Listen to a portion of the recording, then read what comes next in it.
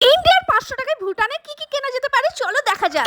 কিন্তু এখানে একটা চ্যালেঞ্জ আছে যে ভুটানে এসে ভুটানি জিনিস কোনো কিছু কেনা যাবে না, ইন্ডিয়া আর ভুটানের জিনিস বাদ দিয়ে কিনতে হবে। আর এইসব কেনার পরে আমার উপর এত রেগে গিয়েছিল, আর একটু হলে তো আমি নিজে কেঁদেই দিতাম। তো কি ব্যাপারটা হয়েছে চলো তোমাদের বলি। তো প্রথমে বর তো আমাকে ৫০০ টাকা দিয়ে দিল আর বললো তুমি ভুটানির জিনিস আর ইন্ডিয়ান জিনিস বাদ দিয়ে যেটা খুশি কিনতে পারো। তাই আমিও চলে এলাম একটা শপে, আর এখানে এসে দেখলাম অনেক জিনিস বাইরেকার আছে, যার মধ্যে থেকে প্রথমেই আমার এই মিল্ক পাউডারটা আমার হাতে পড়লো। ছোটবেলায় দুধ পাউডার খেতে আমার অনেক ভালো লাগতো, আর সেটারই স্টিক করে বিক্রি করা হচ্ছে এটা থাইল্যান্ডেরই বুবাটি দেখতে পেলাম, তাই অনেক কটা আমি নিয়ে নিয়েছি। কিন্তু এটা নেওয়ার পরে আমার স্ক্যাম হয়ে গেছে, সেটা পরে বলবো। তারপরে দেখতে পেলাম গরুর মাংসের আচার, কিন্তু এটা ভুটানেই তৈরি হয়েছে তাই নিতে পারলাম না। তারপরে অনেক কটা সস দেখলাম, কিন্তু এটা আমাদের এখানকার মলেও পাওয়া যায় তাই নিয়ে নিই। তারপরে নুডলস দেখতে পেলাম, কোরিয়ান কেপপ নুডলস। এইগুলো দেখে আমার অনেক ভালো লেগেছে। আমি তো একটা নিচ্ছিলাম, কিন্তু বর বললো তুমি দু রকম আছে সেটাই নিয়ে নাও। তারপরে বরের কথাতে আমি আরো 2 রকমের নুডলস নিয়েছিলাম। এইগুলো সব কোরিয়ান নুডলস ছিল। তারপর নিলাম থাইল্যান্ডের এই সমুদ্রের নিচেই হওয়া এক ধরনের শ্যাওলা, যেটা খাই আমি অনেক ভিডিওতে দেখেছি, কোনোদিন খাইনি তাই নিয়ে ট্রাই করব। তারপরে এরকম আর একটা ছোট